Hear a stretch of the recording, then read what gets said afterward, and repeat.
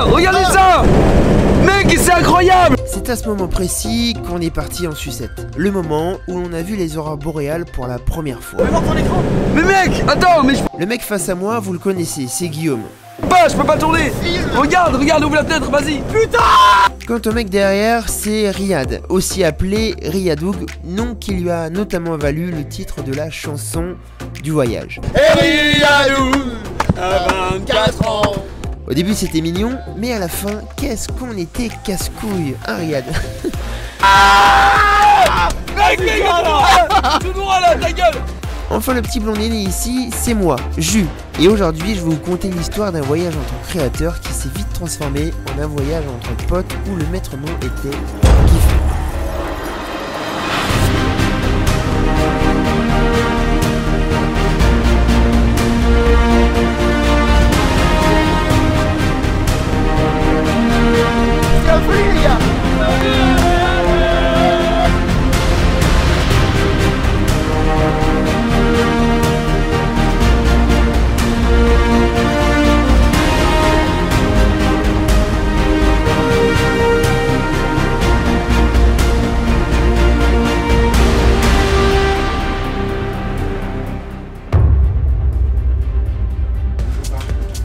Tout a commencé ici, à l'aéroport Paris-Charles de Gaulle.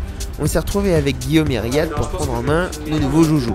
Oui, car si on est là, c'est pas pour partir en colonie de vacances, mais c'est bel et bien pour tester toute la gamme plein format Alpha 7 de Sony. D'ailleurs, toute cette vidéo est filmée soit à la 7R3, soit à la 7.3, donc tu pourras te faire ton avis tout seul, tout au long de cette vidéo.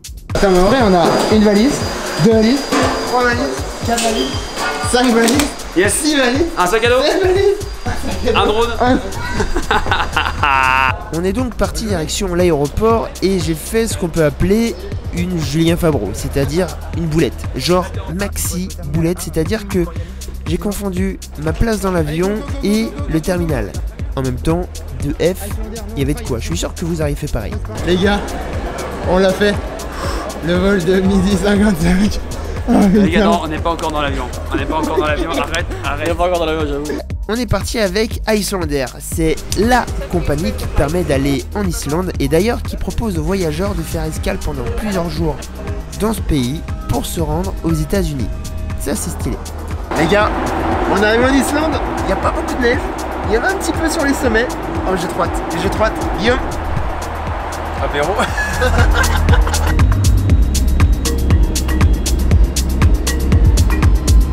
Thank you very much. Check. Yes. Ciao. Islande. Sous la pluie. Nous voilà. On est arrivé 3 heures plus tard et on s'est directement rendu chez Isaac, qui est une entreprise qui loue des véhicules d'un genre tout à fait spécial.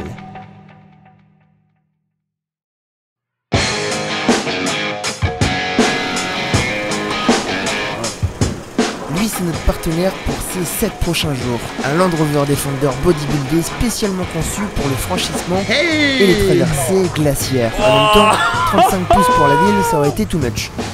Pour ce qu'on allait en faire, c'était exactement ce qu'il nous fallait. Petite précision, on avait un dev totalement transformé par les soins d'Isaac pour l'Islande, mais le bloc moteur est resté inchangé. On avait donc le 4 cylindres 2 litres 4 de 122 chevaux. Autant vous dire qu'il a été difficile de ne pas kiffer en 4x4 sur ces routes. Smoking rooms wherever you are. It's just about closing time.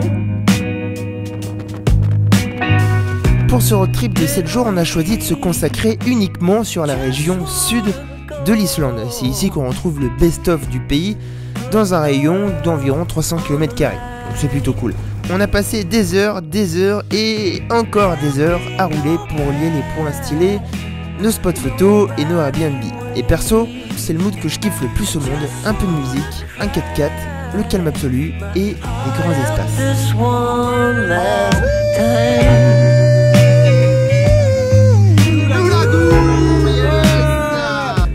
Dans les trucs cool, on a commencé par le Blue Lagoon. C'est un petit peu le symbole de l'Islande, l'attraction phare pour des milliers de touristes.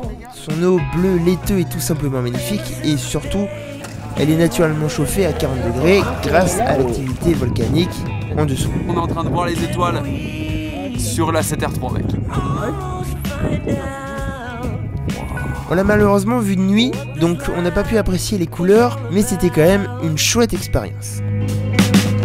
Just help me go back, 'cause nobody waits.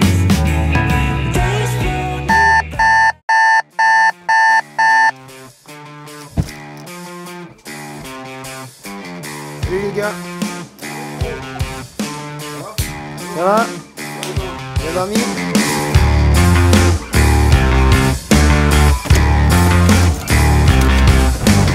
Nouvelle journée, nouveau mood. On repart avec le Defender direction de nouvelles aventures. Tous les jours, finalement, c'est la même chose. On sait où on veut aller, mais on sait pas combien de temps ça va prendre. En même temps, pose 3 créateurs dans un pays de ouf et une caisse stylée, et tu comprendras. Alors, un Defender au quotidien, c'est pas exceptionnel. Il y a des fuites d'eau, l'air rentre, ça consomme. Cependant, je dois vous avouer que depuis ce voyage, j'ai commencé, comme vous le savez, mon projet Café Racer et je suis en pleine hésitation à acheter un Defender. Oui, vous avez bien entendu. Il y a possibilité de mettre une moto derrière, c'est hyper stylé et en soi, ça serait une petite folie. Faut vraiment que j'y réfléchisse et s'il y en a parmi vous qui ont déjà un Defender ou un Wrangler, c'est à peu près le même genre, n'hésitez pas à me le dire en commentaire et à me donner votre feedback sur la conduite d'un tel véhicule à long terme. Si vous faites de la vidéo et que vous êtes plusieurs, cette chose là, c'est essentiel. Riyad, tu dis bonjour aux abonnés, ils sont recording now. Yo, on est là toujours en film, on fait des dingueries. Ouais. Yes, Riyad, explique tes réglages en 2 secondes ce que tu fais. Je suis en train de faire des plans au 70-200 sur le R2, R3. C'est parfait mon gars. T'es prêt, on peut y aller?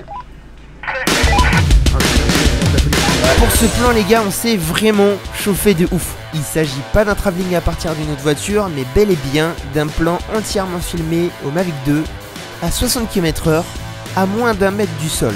Rassurez-vous, il n'y a eu aucun crash, mais en tout cas, ça rend de ouf, surtout avec ce bon vieux Pyrocanal.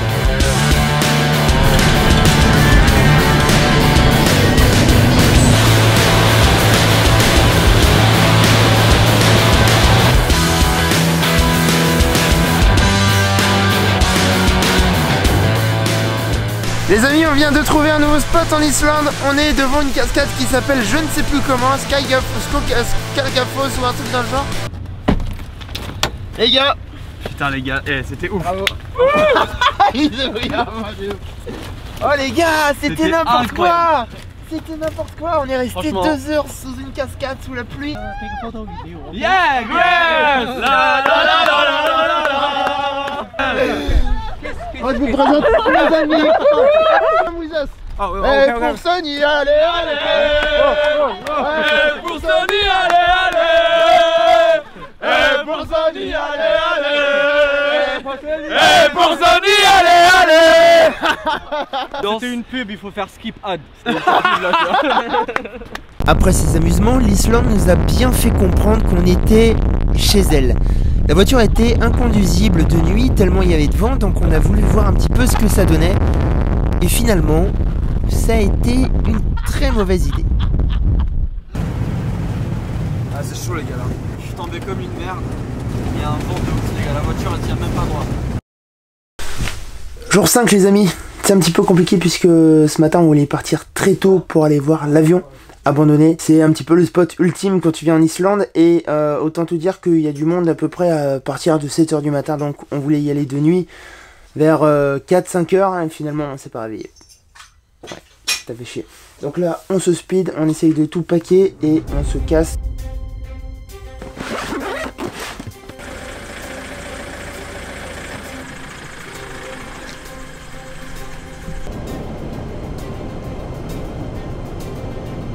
« 8h30, le jour se lève beaucoup trop vite, on a encore 3 km et demi de marche.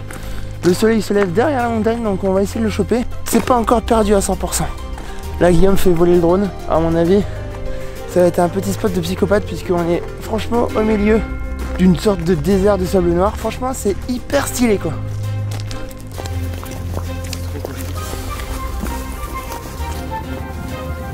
La plus belle journée de ce trip a été celle lorsqu'on était à Vik. Alors Vik, si tu connais pas, c'est l'un des spots les plus connus et les plus stylés d'Islande. Déjà pour ses étendues de sable noir, mais surtout pour son avion abandonné. Tu sais, celui qu'on voit un petit peu partout sur Instagram, dans les vidéos YouTube, etc. etc. Perso, j'avais trop envie de voir ce spot de mes propres yeux. C'était un petit peu comme un but à atteindre, donc on s'est levé tôt pour faire le lever du soleil là-bas et avoir une petite lumière de psychopathe. Ouh, ça c'est ce qu'on appelle vraiment un lever du soleil en bonne et due forme, les amis, c'est un truc de psychopathe. Franchement, regardez les couleurs, on a de la brume, on a les montagnes enneigées là-bas, c'est la folie. Moi je me dirige vers l'avion, je prends un peu d'avance parce que les gars sont derrière. Guillaume a shooté son drone sur un petit poteau jaune. Bon, ça fait chier, mais il a défoncé une hélice, donc il change ça. Moi je suis équipé de la 7R3 avec le 70-200, ce formidable objectif en 2.8 constant. Je vais essayer de faire des photos parce que là on a vraiment une ambiance de ouf. Donc on court un peu et je pense que ça va être ouf. Putain, on aperçoit l'avion, c'est la folie, c'est la folie. Ça fait tellement plaisir, ça fait un petit quelque chose de découvrir cet avion qu'on a tant vu en photo. Il a l'air tout petit vu comme ça. Et c'est ouf, je suis trop heureux, je suis trop content. Avec une golden hour. Oh, les vagues aussi, c'est la folie. Et c'est incroyable les gars. Il y a un mood mais qui est fantastique, qui est exceptionnel. Oh là là, je kiffe.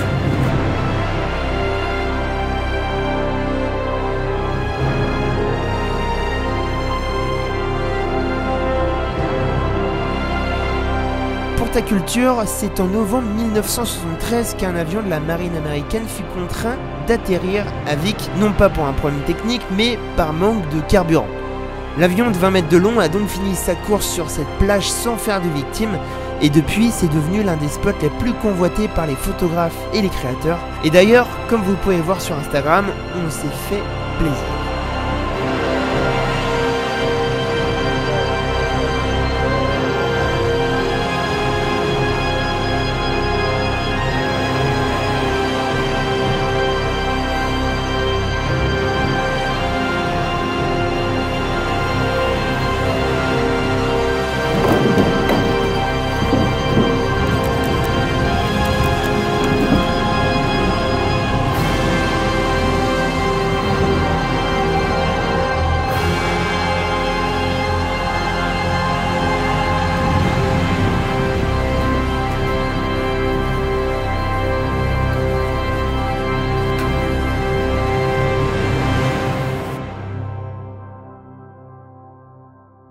Ça fait 3 heures qu'on est là. Bon, là il y a beaucoup de monde puisque les touristes commencent à arriver. En fait, le truc pour profiter de cet endroit, c'est venir tôt, limite pendant la nuit, pour assister au lever du soleil quand on a la chance d'en voir un. Mais en tout cas, voilà, c'est juste un truc de barjo. C'est peut-être mon endroit préféré depuis qu'on est en Islande. En même temps, c'est la première fois qu'on a du soleil, donc on sait apprécier. Mais là, regardez, on a du sable noir, on a l'avion, on a les glaciers derrière, on a l'océan. C'est trop beau. Je vous recommande d'y aller. Alors, il y a 4 km pour y aller. On a marché à peu près 40 minutes. Enfin, on met à peu près 40 minutes. On a mis une bonne heure pour y arriver puisqu'on a fait des photos, on a fait des plans, on a fait du drone, etc., etc.